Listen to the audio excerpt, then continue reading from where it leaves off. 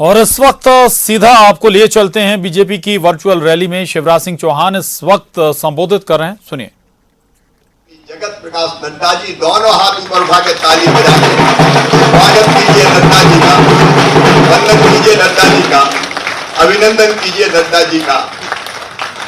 क्योंकि मध्य प्रदेश में वैसे तो अध्यक्ष बनने के बाद इंदौर में कार्यक्रम संपन्न हुआ था, लेकिन कोरोना काल के बाद पहला कार्यक्रम है उनका। दिल्ली में ही मंच पर विराजमान भारतीय जनता पार्टी के वरिष्ठ नेता, भारत सरकार के वरिष्ठ मंत्री आदरणीय श्रीमान नरेंद्र सिंह तोमर जी पंचायत और ग्रामीण विकास के माध्यम से सेवा कर रहे हैं देश की। पार्लियामेंट्री बोर्ड के सदस्य, भारत सरकार के वरिष्ठ मंत्री, राज्यसभा में हमारा नेतृत्व करने वाले आदरणीय श्रीमान थावरचंद गहलोत जी, नरेंद्र सिंह जी का भी, थावरचंद जी का भी ताली बजा के स्वागत कीजिए। और राज्यसभा में अभी अभी नव निर्वाचित होकर मध्य प्रदेश के प्रतिनिधि के रूप में जो विराजमान होंगे, हमारे लोकप्रिय जन नेता आदरणीय श्रीमान ज्योतिरादित्य सिंधिया जी, ताली बजा कर उनका स्वागत कीजिए, अभिनंदन कीजिए। यहाँ मंच पर विराजमान हमारे प्रदेश के भाग्यशाली अध्यक्ष, जिनके आते ही कांग्रेस के गलों का ठहना शुरू हो गया,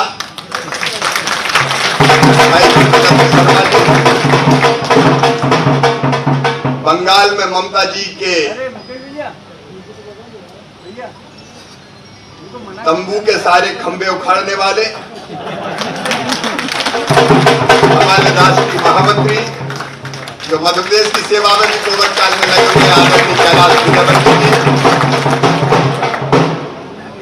हमारे पूर्व प्रदेश अध्यक्ष, राष्ट्रीय उपाध्यक्ष, लेखक, चिंतक, पत्रकार, राजनेता आदरणीय श्रीमान प्रभात झा जी, आदरणीय सुहास जी, आदरणीय नरोत्तम जी, आदरणीय तुलसी जी, बहन मीना सिंह जी, सभी वरिष्ठ नेतागण, क्योंकि सभी वरिष्ठ भी है और कनिष्ठ भी, लेकिन हम सबके लिए सबसे ज्यादा महत्वपूर्ण, जिनको मैं दोनों हाथ जोड़ के प्रणाम करता हूं, लोकतंत्र सेनानी, जिन्होंने इंदिरा गांधी जी के खिलाफ हुंकार भरी थी और लोकतंत्र बचाने में जिनके परिवार तबाह और बर्बाद हो गए थे, ऐसे हमारे लोकतंत्र सेनानीगण, मेरे प्रिय कार्यकर्ता बहनों और भाइयों, 25 जून की रात आज भी याद आती है। हम तो उस समय बहुत छोटे थे, अचानक रात में आपातकाल की घोषणा कर दी गई। राहुल बाबा बड़ी बड़ी बातें करते हैं, और इतिहास में तो झांक के देखो राहुल गांधी, अगर हिंदुस्तान के विभाजन की गुनहगार कोई है तो वो गुनहगार कांग्रेस पार्टी है। अगर हमारे भारत के 43,000 वर्ग किलोमीटर जमीन पर चीन ने कब्जा किया है, तो राहुल बाबा, उसके गुनहगार भी तुम्हारी कांग्रेस पार्टी है, तुम्हारे नेता है। और देश में लोकतंत्र का गला घोंटने का पाप जिन्होंने किया, हजारों लोग जेल में डाल दिए गए। उनका दोष क्या था, उनका अपराध क्या था? कोर्ट ने फैसला इंदिरा जी के खिलाफ किया, जयप्रकाश जी ने हुंकार भरी, सिंहासन खाली करो कि जनता आती है। रामलीला मैदान में क्या सभा हुई थी, पूरे देश में उसकी अनुगूंज थी। और अटल जी का वो भाषण अविस्मरणीय है। इंदिरा गांधी के पांव के नीचे से जमीन खिसक गई, कांग्रेस की सत्ता कांप गई, जनता का समुद्र निकल पड़ा कांग्रेस के खिलाफ। लोकनायक जयप्रकाश जी जिंदाबाद के गगनभेदी नारे लगे, इंदिरा जी घबरा गई। ये कांग्रेस का इतिहास है। सत्ता बचाने के लिए देश में आपातकाल लागू कर दिया गया, लोकतंत्र का गला घोटा गया, सारे वरिष्ठ नेता जेलों में, विपक्षी दलों के कार्यकर्ता जेलों में। ये हमारे भारतीय जनसंघ संघ, हमारे कार्यकर्ता है बैठे, क्या दोष है? सबको जेलों में डाल दिया गया। और जेलों में आज जैसे नहीं डालते कि नारे लगाए, गाड़ी की डब्बे पे चढ़े और वापस लौटे आए। हम तो 16-17 साल के थे, इस हबीबगंज थाने में बंद करके वोट ठुकाई हुई थी। कोहनियों में डंडे और घुटनों में डंडे जोड़ जोड़ जब बादल गरजते हैं और बिजली कड़कती है तो आज भी इंदिरा जी की याद दिला देती है। छोटे छोटे मासूमों को जेल में ठूस दिया गया। इस कहानी में जाऊंगा तो घंटों लग जाएंगे। विभूषण सिंह जी जैसे हमारे वरिष्ठ बैठे हैं। हमारे हसमत वारसी का क्या कसूर था? जनसंघ के कार्यकर्ता थे,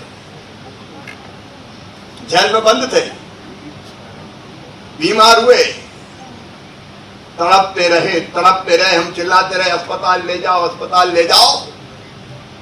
लेकिन उस समय की उस सरकार ने, पत्थर दिल सरकार, तड़प तड़प के भोपाल जेल में दम तोड़ दिया हसमत वारसी ने। एक नहीं अनेकों कार्यकर्ता जिनके घर और परिवार तबाह और बर्बाद हो गए, काम धंधे व्यवसाय ठप हो गए, परिवार तोड़ दिए गए।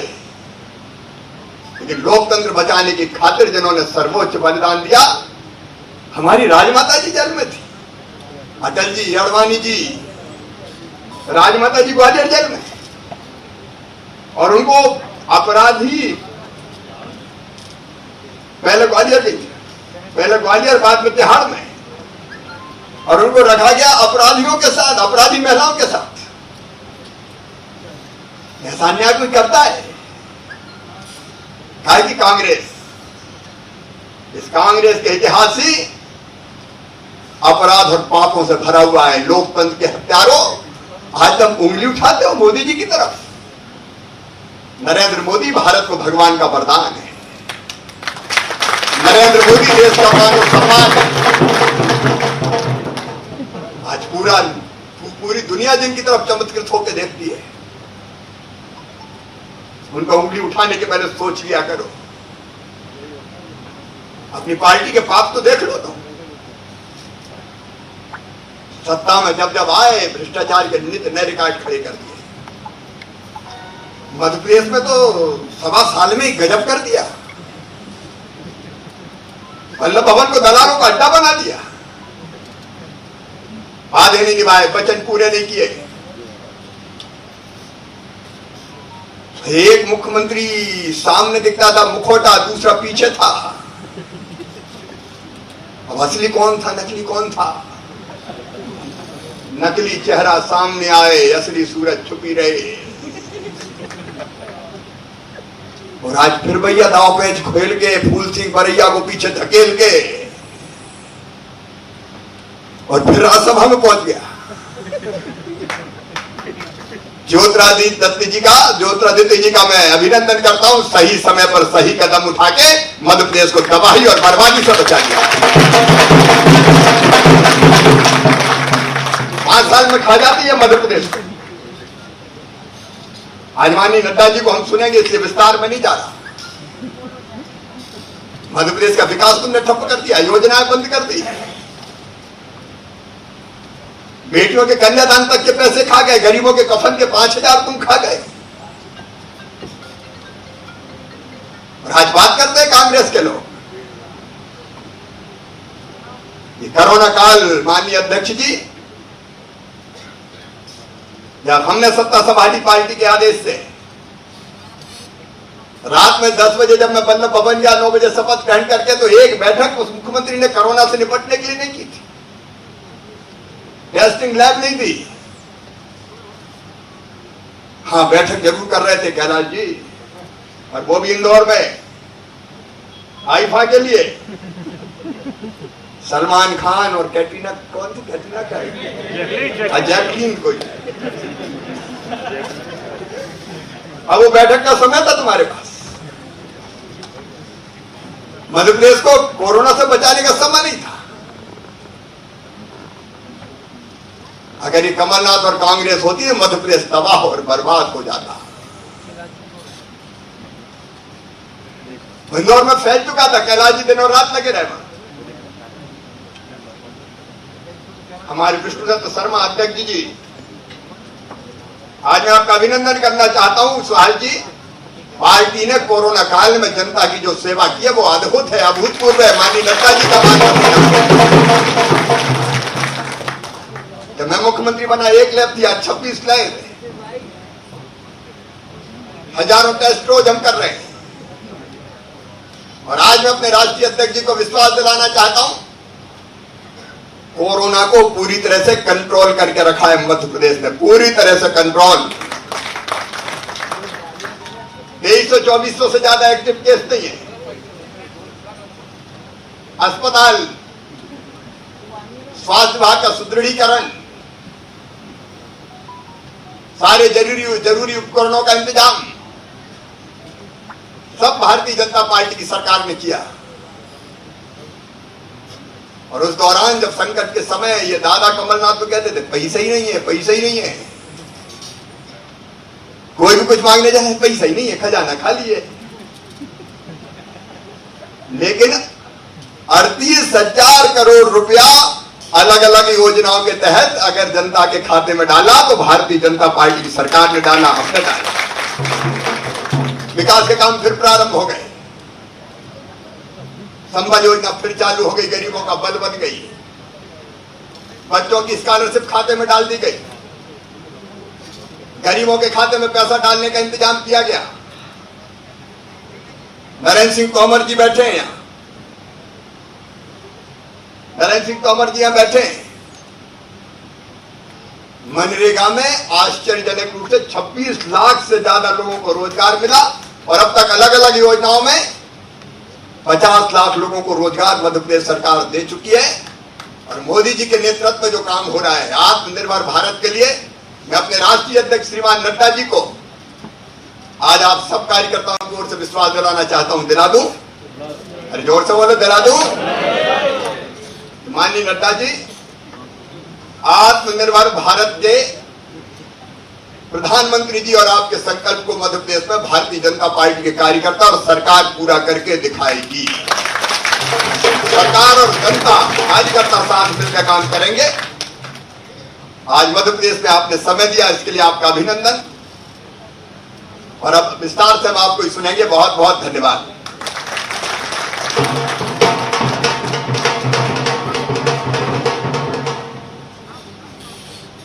अब मैं निवेदन करूंगा हमारे केंद्रीय पंचायत और ग्रामीण विकास मंत्री और कृषि मंत्री माननीय नरेंद्र सिंह जी तोमर साहब से कि आज मध्य प्रदेश की जनसंवाद रैली है और इस उपलक्ष्य में माननीय राष्ट्रीय अध्यक्ष जी को प्रतीक चिन्ह भेंट करेंगे। ये प्रतीक चिन्ह मुरैना जिले के मितावली का है, जो 64 योगिनी मंदिर का चित्र है और ये 10वीं शताब्दी में बना था। लुटियन जब दिल्ली का विकास करने की संभावनाएं खोज रहे थे तो उन्होंने वहां भ्रमण किया और उसी आधार पर हमारे देश का लोकसभा का संसद का भवन निर्मित हुआ है। उसका चित्र माननीय तोमर साहब माननीय राष्ट्रीय अध्यक्ष जी को भेंट कर रहे हैं।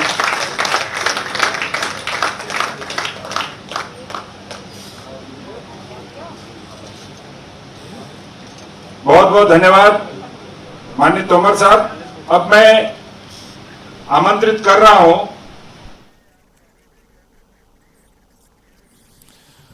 तो शिवराज सिंह चौहान को आप सुन रहे थे। दरअसल इमरजेंसी के 45 साल पूरे होने पर यह वर्चुअल रैली बीजेपी की आयोजित की गई है। इस दौरान शिवराज सिंह चौहान कांग्रेस पर जमकर निशाना साधते हुए नजर आए हैं और सरकार पर, केंद्र सरकार पर जो कांग्रेस और राहुल गांधी सवाल उठाते हैं उस पर भी उन्होंने आज बेहद कड़े लहजे में प्रहार किया शिवराज सिंह चौहान ने। साथ ही मध्य प्रदेश में जो बदलाव हुआ है, मध्य प्रदेश के लिहाज से भी कई बातें शिवराज सिंह चौहान ने कही हैं कि मध्य प्रदेश में अगर सरकार नहीं बदलती तो सब कुछ कबाड़ा हो जाता, सब कुछ पुरानी योजनाएं बंद कर दी गई, मध्य प्रदेश बर्बादी की कगार पर आगे बढ़ गया था। लेकिन ज्योतिरादित्य सिंधिया ने सही समय पर सही फैसला लिया और मध्य प्रदेश एक बार फिर सही राह पकड़ता हुआ नजर आ रहा है। ये आपको बता दें कि शिवराज सिंह चौहान इमरजेंसी के इस मौके पर बोल रहे थे। ये वर्चुअल रैली कुछ ही पलों में जेपी नड्डा भी संबोधित करेंगे।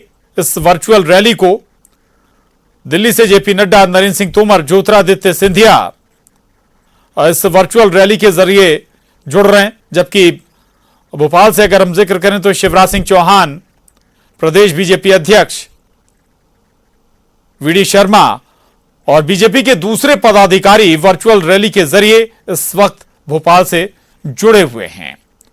तो इस रैली के जरिए एक लिहाज से उपचुनाव का शंखनाद भी हो गया है और इमरजेंसी के 45 साल पूरे होने पर कांग्रेस को घेरने का एक और मौका बीजेपी के पास आज।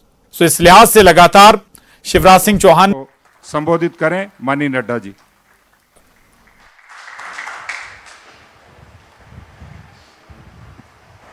आज के इस वर्चुअल रैली में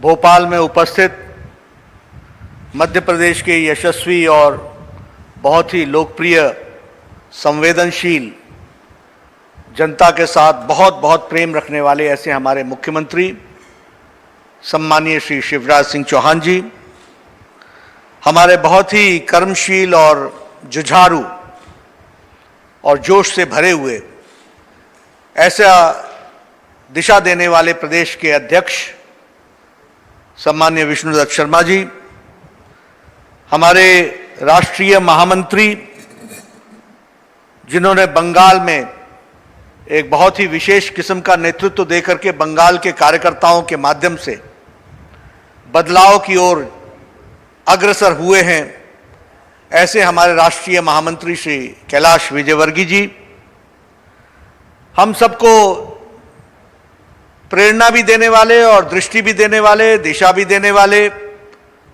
और साथ ही साथ विचारधारा को प्रखरता से रखने वाले ऐसे हमारे राज्यसभा में सांसद रहे पूर्व के अध्यक्ष, वर्तमान में राष्ट्रीय उपाध्यक्ष सम्मानीय प्रभात झा जी, यहां दिल्ली में मेरे साथ उपस्थित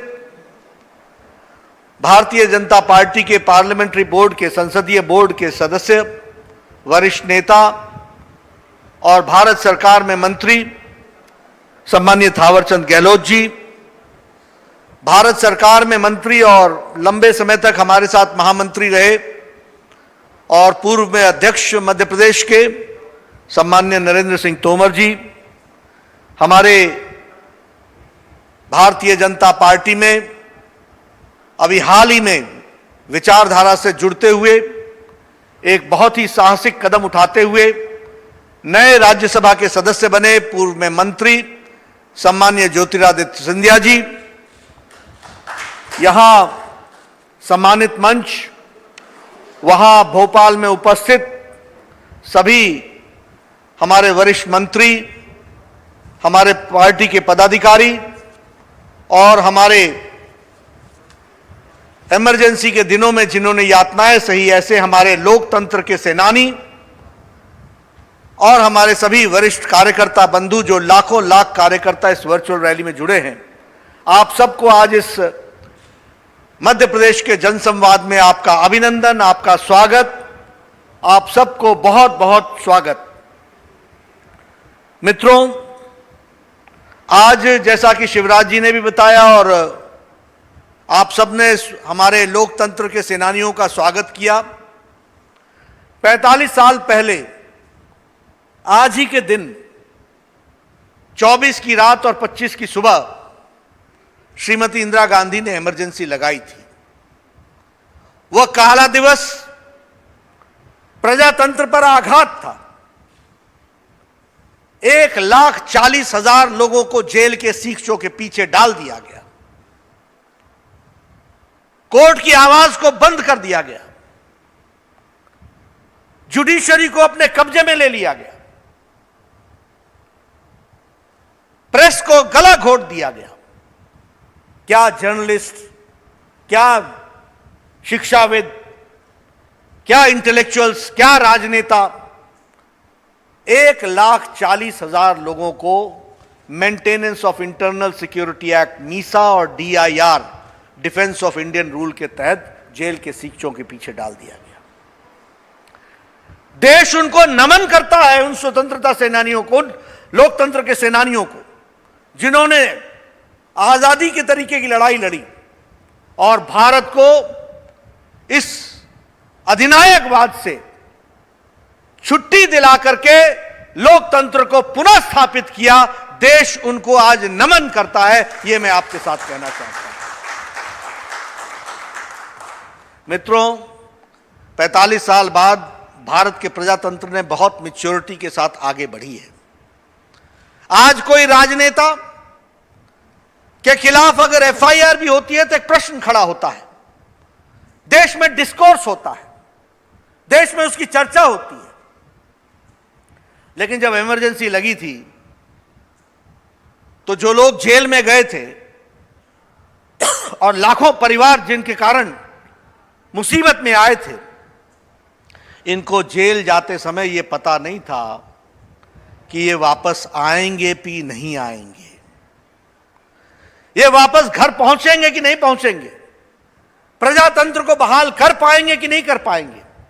आप सोचिए उनकी ताकत, आप सोचिए उनका वैचारिक कमिटमेंट, आप सोचिए उनकी वैचारिक प्रतिबद्धता, जिन्होंने हर विपरीत परिस्थिति में अपने आप को 1 महीना नहीं, 2 महीना नहीं, किसी ने 20 महीने, किसी ने 21 महीने और किसी ने तो 22 महीने जेल की सीखचों के पीछे रह करके प्रजातंत्र की आवाज को मजबूत किया। इनको देश आज पुनः नमन करता है, यह मैं आपके साथ कहना चाहता हूं।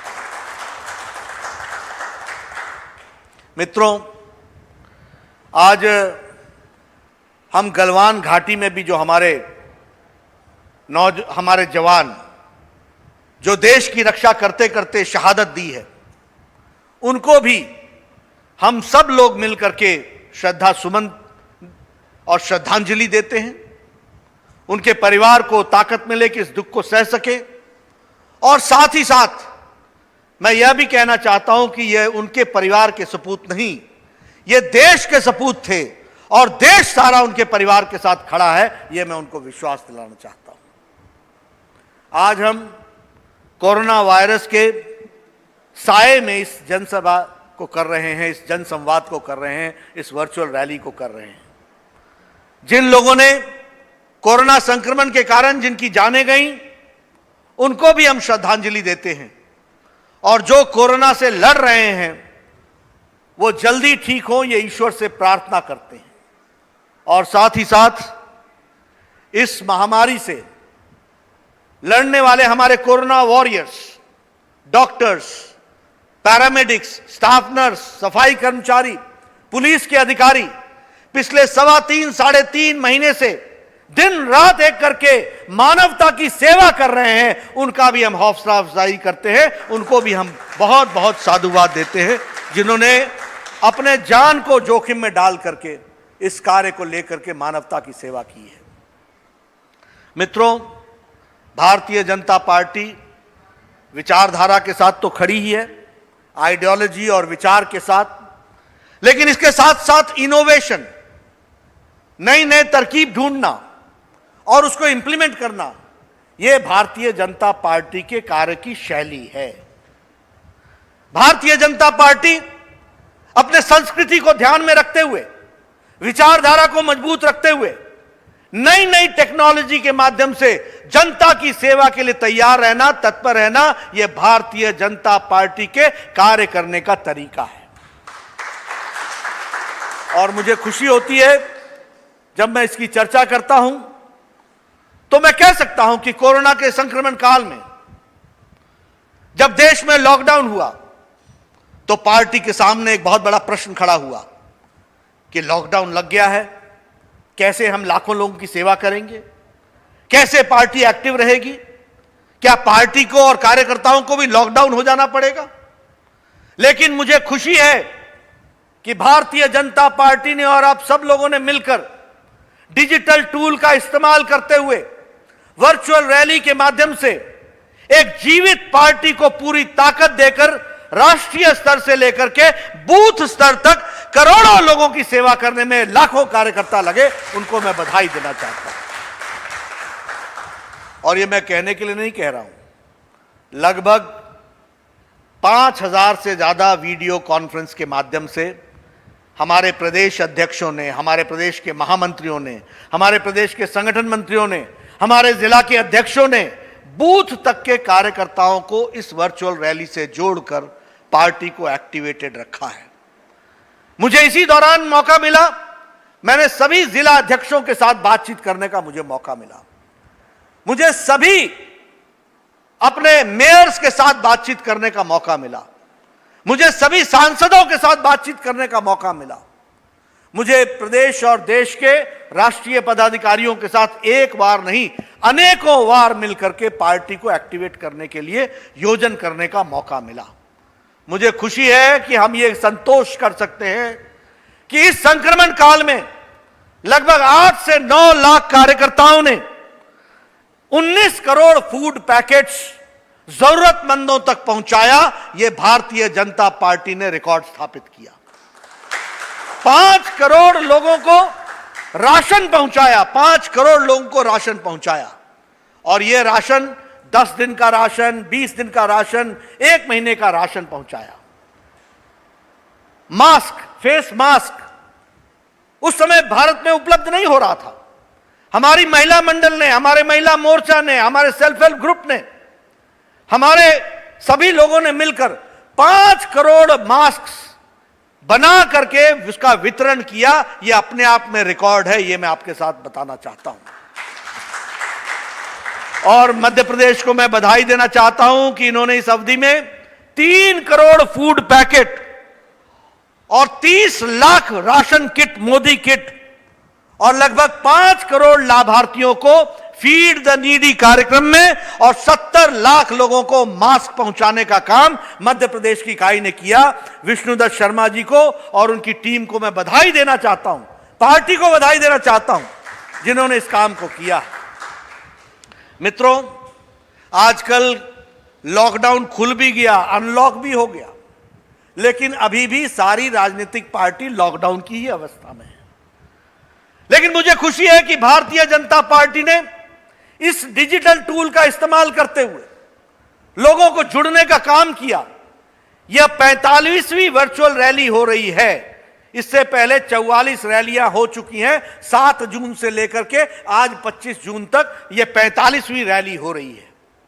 और देखिए, आवश्यकता ही आविष्कार की जननी होती है। Necessity is the mother of invention. और आपके साथ मुझे शेयर करते हुए खुशी हो रही है कि हमारी जो असल में रैलियां होती हैं उसकी संख्या होती है 1.5 लाख, 1 लाख, 2 लाख पहुंच जाए तो बहुत अच्छी मानी जाती है। इस समय मेरे साथ मध्य प्रदेश में 33 लाख से ज्यादा लोग जुड़े हुए हैं। यह वर्चुअल रैली की ताकत हमको समझनी चाहिए। 33 लाख जुड़े हुए हैं और फेसबुक के फॉलोअर्स को जोड़ ले तो 50 लाख से ऊपर चला जाएगा। अगर हम चैनल्स के रीच को जोड़ ले तो यह 7 लाख से ऊपर चला जाएगा। आप देखिए वर्चुअल रैली की ताकत। राजस्थान को मैंने 3 दिन पहले संबोधित किया, जुड़ने वालों की संख्या 70 लाख थी। तेलंगाना में जुड़ने की कोशिश हुई, 35 लाख लोग जुड़े। इसलिए मैं ये कहना चाहूंगा भारतीय जनता पार्टी में आप सब लोग विचार करें। यह ठीक है कि यह रैली अपने किस्म की है, लेकिन यह रैली कम खर्चे में ज्यादा से ज्यादा लोगों तक पहुंचने की ताकत रखती है। इस बात को भी हमको समझना चाहिए और इसके साथ हमको काम में जुटना चाहिए। मित्रों, हम प्रधानमंत्री जी के नेतृत्व में 6 साल पूरे होने पर और 6ठे साल के गतिविधियों के बारे में चर्चा करने के लिए एकत्र हुए। मित्रों, मैं ये कह सकता हूं कि 6 साल में प्रधानमंत्री जी के नेतृत्व में वह काम हुए हैं जो 6 दशक में नहीं हुए, उस थे दशक के काम को पाटने का काम 6 वर्षों में किया है, तो भारत के यशस्वी प्रधानमंत्री श्री नरेंद्र मोदी जी के नेतृत्व में हुआ है। इस बात को समझना चाहिए। और ये मैं कहने के लिए नहीं कह रहा हूं, लेटर और स्पिरिट में इसको हम जानते हैं। याद करो 2014 का दिन, 14 का साल, क्या थी देश की अवस्था? पॉलिसी पैरालिसिस, प्रशासन चरमरा गया था। मालूम नहीं था कि प्रधानमंत्री का कार्यालय 7 रेस कोर्स, जो आज 7 लोक कल्याण मार्ग है, वहां है, या इसका कार्यालय कहीं और से चलता है। प्रशासन नाम की चीज नहीं थी। दुनिया के भारत का नाम एक भ्रष्टाचारी देश के तरीके से देखा जा रहा था। ऐसे समय में मोदी जी ने नेतृत्व संभाला और पिछले 6 वर्षों में दुनिया में भारत को स्थापित करने का काम और दुनिया की नजरों में भारत को बढ़ता हुआ देश और एक शक्तिशाली देश के रूप में रखने का काम और उसको पेश करने का काम, उसको आगे बढ़ाने का काम किया है, तो वो नरेंद्र मोदी जी की सरकार ने किया है। इस बात को हमको समझना चाहिए। अगर मैं इस 1 साल की अवधि की बात करूं 2019-20 की, तो मैं ये कह सकता हूं कि यह साल उपलब्धियों का भी साल था, और वो उपलब्धियां जो दशकों से नहीं हुई थी, वो उपलब्धि हासिल हुई है। लेकिन उसके साथ साथ संक्रमण से लड़ने वाला भी साल था, और अपने आप में उस संक्रमण से लड़ने में मिसाल पेश करने का भी साल रहा। हम कोरोना के संक्रमण काल से गुजर रहे हैं। याद कीजिए, मार्च का समय बड़े बड़े देश, शक्तिशाली देश अपने आप को लाचार, असहाय महसूस कर रहे थे। याद कीजिए, शक्तिशाली देश के स्वास्थ्य व्यवस्था चरमरा गई, लड़खड़ा गई, स्टैंड स्टिल हो गया, मुसीबत आ गई। उन देशों की संख्या कितनी? किसी की 1 करोड़, किसी की 2 करोड़, किसी की 20 करोड़, किसी की 12 करोड़। और ये 135 करोड़ का देश मोदी जी के नेतृत्व में कोरोना संकट से लड़ने के लिए तैयार हुआ। और वह लड़ाई छोटी लड़ाई नहीं थी, कोई पहले लड़ी हुई लड़ाई नहीं थी। इस लड़ाई के लड़ने का रास्ता मालूम नहीं था, लेकिन प्रधानमंत्री मोदी जी ने टाइमली और बोल्ड डिसीजन लेकर, लॉकडाउन लगाकर देश के 135 करोड़ जनता को स्वास्थ्य के दृष्टि से नया जीवन दान देने का काम किया। इस बात को मैं आपके साथ कहना चाहता हूं। हमारा देश बच गया। याद कीजिए, जब कोरोना के लॉकडाउन हुआ था, उस समय देश में एक भी personal protection equipment, PPE kit, एक भी देश में नहीं बनता था। याद कीजिए, उस समय हमारी टेस्टिंग कैपेसिटी कोरोना की 1,500 थी। याद कीजिए, उस समय एक भी हॉस्पिटल कोरोना को डेडिकेटेड नहीं था। याद कीजिए कि उस समय वेंटिलेटर्स की शॉर्टेज थी। आप याद कीजिए कि उससे लड़ने के लिए हम सामर्थ्यवान नहीं थे, लेकिन समय पर लॉकडाउन लगाकर, कोरोना के संक्रमण को रोककर, उस समय पर डबल होने का केस, 3 दिन में केस डबल हो जाते थे, आज 17 दिन में केस डबल हो रहे हैं। यह देश की परिस्थिति बदल करके रखी है, इसको हमको समझना चाहिए। आज देश में 4.5 लाख पर्सनल प्रोटेक्शन इक्विपमेंट प्रतिदिन बन रहे हैं, यह हमको ध्यान में रखना चाहिए।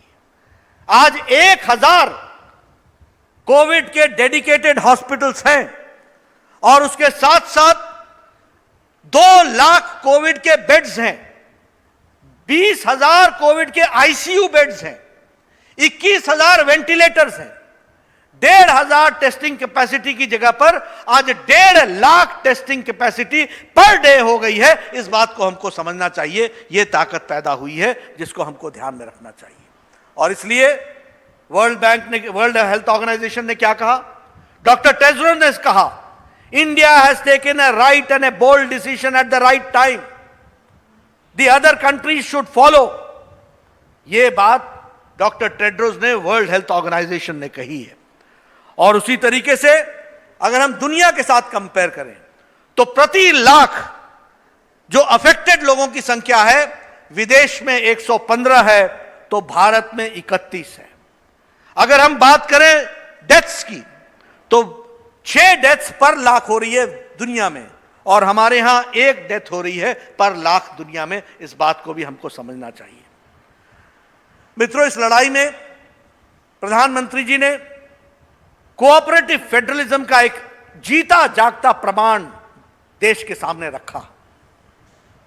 इसी कोरोना की संक्रमण में जो यूपीए काल में एक भी मुख्यमंत्री प्रधानमंत्री की बैठकों में हाजिर नहीं होता था, प्रधानमंत्री जी ने 6 बार सभी मुख्यमंत्रियों के साथ बैठक की, कोरोना के बारे में डिटेल में चर्चा की, उनकी तकलीफों को जाना, उनकी समस्याओं को समझा और एक लड़ी में पिरोते हुए सारे देश को कोरोना से लड़ने के लिए तैयार किया। यह कोऑपरेटिव फेडरलिज्म का तरीका दिखाया, यह कोऑपरेटिव फेडरलिज्म का नमूना दिखाया। यह हम आपके सामने बताना चाहते हैं और उसमें हम यह भी आपको बताना चाहते हैं कि हर मुख्यमंत्री की अपनी समस्या हो सकती है, हर मुख्यमंत्री का अपना एजेंडा हो सकता है, हर मुख्यमंत्री का अपना राजनीतिक एजेंडा भी हो सकता है। सबने अपने अपने एजेंडे रखे भी, लेकिन उसके बावजूद सबको एक लड़ी में पिरो करके चलाने का काम प्रधानमंत्री नरेंद्र मोदी जी ने किया। यही नहीं, देश को जन भागीदारी के साथ भी जोड़ा। ये ताली बजाओ, ये जनता कर्फ्यू, ये दिया जलाओ, ये पुष्प वर्षा, जिस जिसका आह्वान प्रधानमंत्री जी ने किया, जनता कर्फ्यू का आह्वान किया तो बिना एक सिपाही के सारा देश जनता कर्फ्यू में चला गया। अगर थाली बजाओ और ताली बजाओ का आह्वान किया तो सारा देश शाम को 5 बजे अपने घरों से और अपनी खिड़कियों से थाली और ताली बजाकर कोरोना के वॉरियर्स के लिए, कोरोना की लड़ाई लड़ने वाले डॉक्टर्स, पैरामेडिक, स्टाफ नर्स, सफाई कर्मचारी, उनको शाबाशी देने के लिए अपने घर की खिड़कियों से खड़ा होकर के एकजुट देश का प्रदर्शन किया। अगर दिया जलाओ की बात कही गई तो सारा देश अंधकार से उजाले की ओर चलने का संदेश लेकर, कोरोना हारेगा देश जीतेगा, यह मोदी जी का संदेश लेकर के सारा देश खड़ा हो गया, दिया जलाने लगा। यह हमको ध्यान में रखना चाहिए। पुष्प वर्षा के माध्यम से डॉक्टर्स, इंजीनियर्स का हौसला बढ़ाया। यह मैं आपके सामने इसलिए याद दिला रहा हूं, आपने भी टेलीविजन में देखा होगा। लेकिन यह ध्यान में लीजिए कि अगर भारत में लोगों ने ताली और थाली बजाई तो सारा यूरोप ने प्रधानमंत्री मोदी जी के नेतृत्व की बात मानकर उन्होंने भी थाली और ताली बजाकर कोरोना वॉरियर्स को अपना दृष्टि और दिशा देने का काम किया। इसलिए यह नेतृत्व सिर्फ देश को नहीं, दुनिया को भी नेतृत्व देने में लिंक करो, सीडिंग करो, उसको उसके साथ जोड़ो। और आज संक्रमण काल में आपको जानकर के खुशी होगी कि 20 करोड़ बहनों के खातों में सीधा सीधा 500 रुपए, 500 रुपए और 500 रुपए, 1500 रुपए 20 करोड़ बहनों के हाथों में पहुंचाया गया, उनको बैंक के अकाउंट में पहुंचाया गया। ये हम आपको बताना चाहते हैं। लगभग 8 करोड़ 75 लाख किसान, 8 करोड़ 75 लाख किसान, उनके घरों में 2000 रुपए की प्रथम किस्त पहुंचाई गई और उसी तरीके से 8 करोड़ परिवारों में 3 महीने के लिए 3 गैस के सिलेंडर मुफ्त पहुंचाए गए और मध्य प्रदेश में 72 लाख लोगों ने फायदा उठाया। जनधन में 1 करोड़ 66 लाख लोगों ने फायदा उठाया। हमारी बहनों के खातों में 500 रुपए पहुंचे और किसान सम्मान निधि के तहत 72 लाख किसानों ने 2000 रुपए की किस्त अदायगी हुई। और सबसे बड़ी बात हुई कि 80 करोड़ की जनता को अगले 3 महीने के लिए 5 किलो आटा या चावल और उसके साथ साथ 1 किलो दाल यह देने की व्यवस्था की है। हमारे अपने नरेंद्र तोमर जी बैठे हैं, हमारे थावर जी बैठे हैं। इन दोनों के माध्यम से मोदी जी को मैं बधाई देना चाहता हूं। आपने 80 करोड़ जनता तक यह राशन पहुंचाकर उनके घरों में चूल्हा जलाने का काम किया, संक्रमण काल में खड़ा होने का काम किया, देश को बचाया। इसके लिए आपको मैं बधाई देना चाहता हूं। फिर आत्मनिर्भर पैकेज की बात हुई। अब आत्मनिर्भर पैकेज की जब बात हुई तो भी वर्ल्ड बैंक ने कहा it is the right type of stimulus. तब भी यूएन जनरल असेंबली में कहा गया कि India has given the right type of financial support bye आत्मनिर्भर भारत। और ये आत्मनिर्भर भारत पैकेज नहीं है, ये आत्मनिर्भर भारत आने वाले समय में भारत की दृष्टि और दिशा को बदलने का काम करेगा। यह आत्मनिर्भर भारत है, इसको हमको समझना चाहिए। मित्रों, संक्रमण काल में 3 लाख एमएसएमई को कोलैटरल लोन देकर के उनको इसके साथ खड़ा करते हुए कि रोजमर्रा में उनका उद्योग बढ़े, इसका जहां तक आयोजन किया गया है।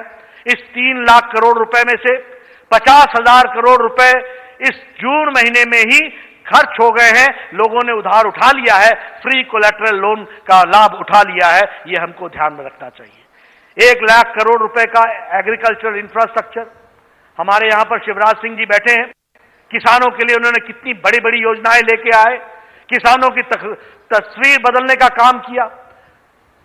मध्य प्रदेश को one of the most irrigated state बनाने का काम किया। आपने वहां पर पानी घर घर पहुंचाया, गांव गांव पहुंचाया, खेत खेत तक पहुंचाया। आपने वहां की यील्ड बढ़ा दी, आपने बहुत परिवर्तन लाए। लेकिन आपको मैं विश्वास दिलाना चाहता हूं कि इस आत्मनिर्भर पैकेज के माध्यम से जो एग्री इंफ्रास्ट्रक्चर खड़ा होगा, उसका लाभ उठाते हुए आप किसानों की तस्वीर मध्य प्रदेश में बदल डालेंगे। यह मुझे विश्वास है, इसको हमको समझना चाहिए। उसी तरीके से 2 लाख हमारे क्रेडिट कार्ड किसान लोगों को, 2.5 करोड़ फार्मर्स को किसान क्रेडिट कार्ड दिया जाएगा और इसमें कंसेशनल क्रेडिट दिया जाएगा। और उसी तरीके से 5,000 करोड़ रुपए सिर्फ इसलिए रखे गए हैं कि हमारे स्ट्रीट वेंडर, रेडी वाला, फेड़ी वाला या अपने जीवन की यापिका को चलाने के लिए जो प्रयास करे उसमें उसको सफलता मिले, इस बात का भी उसमें प्रयास किया गया है। मित्रों, मैं आपसे निवेदन करना चाहता हूं और भारतीय जनता पार्टी के सभी नेताओं से कहना चाहता हूं कि आप कृपया इस 2 पेज के 3 पेज के आत्मनिर्भर पैकेज को अच्छे से पढ़ लीजिए। यह रिफॉर्म्स है, इसमें सारे बॉटलनेक्स हटाए गए हैं। तोमर जी ने बहुत मेहनत करके किसानों को किस तरीके से सीधा लाभ पहुंच सकता है, इसका आयोजन इस आत्मनिर्भर पैकेज में किया गया है। यह परिवर्तन लाएगा। इसको आप पढ़ें, समझें और लोगों को भी समझाएं, इससे मैं निवेदन करना चाहता हूं। इसी के साथ साथ प्रधानमंत्री जब ग्लोबल लीडर के रूप में देश को आगे बढ़ाया, तो फिर वर्ल्ड हेल्थ ऑर्गेनाइजेशन ने फिर से कहा कि the methodology of India should be replicated by other countries. इस बात को भी कहा गया। उसी तरीके से मैं ये कह सकता हूं कि G20 के बैठक की इनिशिएटिव भी प्रधानमंत्री मोदी जी ने उठाई थी। उन्होंने वर्ल्ड के G20 के नेताओं को कहा, आओ कोरोना के समय हम वर्चुअल मीटिंग करके आपस के एक्सपीरियंसेस शेयर करें और एक साथ बढ़ें। मुझे यह भी खुशी है कि इस कोविड के घटनाक्रम में, संकट काल में 120 देशों को भारत ने मेडिसिन पहुंचाकर वहां से भी अपने लोगों को राहत पहुंचाने का काम किया है। यह हम आपको कहना चाहते हैं। लेकिन मित्रों, मुझे दुख के साथ कहना पड़ता है, बहुत ही गैर जिम्मेदाराना अंदाज में कांग्रेस पार्टी ने एक बहुत ही गैर जिम्मेदाराना ऑपोजिशन का रोल अदा किया है, विपक्ष का रोल अदा किया। मुझे दुखी है, मुझे दुख है और मुझे इस बात का भी दुख है कि उनके सोचने का स्तर इतना निम्न हो गया है कि वो ऑपोजिशन के तरीके से ऑपोजिशन भी नहीं कर पा रहे हैं। हम सब लोग लंबे समय तक ऑपोजिशन में रहे हैं। आज ही हमने 45वीं साल इमरजेंसी का याद करके हम लोगों ने उस समय से ऑपोजिशन को पकड़ा, हम हमेशा ऑपोजिशन करते रहे। लेकिन जब देश संकट में आया, भारतीय जनसंघ हो या भारतीय जनता पार्टी हो, हमेशा हम देश के साथ खड़े रहे। लेकिन मुझे दुख के साथ कहना पड़ता है, जब भारतीय जनसंघ की बात थी, जब भारतीय जनता पार्टी की बात थी, फिर चाहे 1962 की लड़ाई थी, हमारे नेता उस समय की सरकार के साथ खड़े रहे। 1965 की लड़ाई थी, हमारे नेता उस समय सरकार के साथ खड़े रहे। यह 70 के दशक में देश को आजाद कराने की बात आई, हमारे नेता भारत सरकार के साथ खड़े रहे। लेकिन जब कारगिल युद्ध आया तो राज्यसभा का सत्र बुलाने का काम कांग्रेस पार्टी ने मांग की, ऑल पार्टी मीटिंग की भी मांग की थी। यह अलग बात है कि ऑल पार्टी मीटिंग में गए नहीं थे, शामिल नहीं हुए, लेकिन ऑपोजिशन करने का काम पकड़ा। और अभी जब संक्रमण काल आया, फिर चाहे वो गलवान में चीन के साथ लड़ने का विषय आया या फिर कोरोना संकट से लड़ने का विषय आया, सारा देश लॉकडाउन में गया। इन लोगों ने काम पकड़ लिया, सुबेरे सुबेरे लैपटॉप खोलो और भाषण देना शुरू कर दो, प्रेस कॉन्फ्रेंस करना शुरू कर दो, दुनिया से पूछो लॉकडाउन क्यों लगाया, लॉकडाउन क्यों लगाया। अरे तुमको नहीं मालूम कि तुम्हारे से भारत सरकार के लॉकडाउन लगने से पहले पंजाब में कांग्रेस की सरकार है, उसने लॉकडाउन लगा दिया था। राजस्थान में कांग्रेस की सरकार है, लॉकडाउन लगा दिया था। तुम्हारे अपने मुख्यमंत्री तुमसे नहीं पूछते क्या? फिर जब लॉकडाउन बढ़ाने की बारी आई तो कहने लगे लॉकडाउन बढ़ा क्यों रहे हो, लॉकडाउन बढ़ा क्यों रहे हो। तुमको यह नहीं मालूम था कि आपके कांग्रेस के मुख्यमंत्री ने प्रधानमंत्री से निवेदन किया है कि लॉकडाउन बढ़ाया जाए और हम तो बढ़ाने वाले हैं अपनी जगह पर। तुम्हारे अपने नेता तुमसे पूछते नहीं है क्या?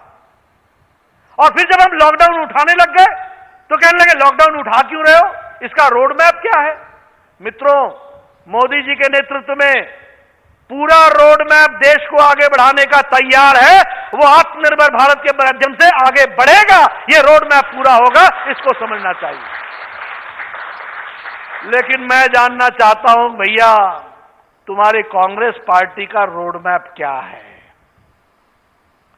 गलवान घाटी में जिस तरीके से तुमने राजनीति की है, जिस तरीके से देश को भ्रम में डाला, ये वही कांग्रेस पार्टी है ना जिसने 2017 के अगस्त महीने में जब डोकलाम में हमारा और चाइना का स्टैंड ऑफ हो रहा था, पूरे जून महीने से लेकर अगस्त महीने तक आमने सामने टुकड़ी खड़ी थी और डोकलाम पर स्टैंड ऑफ की दृष्टि से भारत सरकार और भारत के जवान अड़े हुए थे। उस समय राहुल गांधी यहां दिल्ली में चीन के राजदूत के साथ चुप चुप गुचमुच बातें कर रहे थे, चुपके चुपके गुफ्तगू लगा रहे थे और फिर देश को नहीं बताया, देश को उसकी जानकारी नहीं दी। जब चाइनीज एम्बेसी ने अपने वेबसाइट पर वो फोटोग्राफ चढ़ा दिया, तब देश को इन्होंने बताया ये इनकी करतूत है, ये इनका रोड मैप है, इसको समझना चाहिए। आज ही मुझे दंग हुआ, मैंने अभी टेलीविजन में देखा और मैं शॉक्ड हूं। मुझे आश्चर्य होता है कि राजीव गांधी फाउंडेशन को 2005 और 2006 में इस फाउंडेशन को पीपल्स रिपब्लिक ऑफ चाइना और चाइनीज एम्बेसी ने $3,100 US ये कांग्रेस राजीव गांधी फाउंडेशन को दिया इन लोगों ने। यह है कांग्रेस पार्टी का और चाइना का गुपचुप रिश्ता। और उसके बाद राजीव गांधी फाउंडेशन ने बहुत सी स्टडीज कराई, उस स्टडीज के माध्यम से फ्री ट्रेड के वकालत की, फ्री ट्रेड को वकालत के नाम से आगे बढ़ाया। देखो देश में कितने बड़े बड़े खेल होते हैं। ये ऑपोजिशन के लोग ऑपोजिशन के नाम करते हुए किस तरीके से अपनी दोस्तियां निभाते हैं, इसको भी हमको समझना चाहिए। देश जानना चाहता है राजीव गांधी फाउंडेशन को 300। और यहां रुक रहे हैं, एक ब्रेक के लिए लौटेंगे।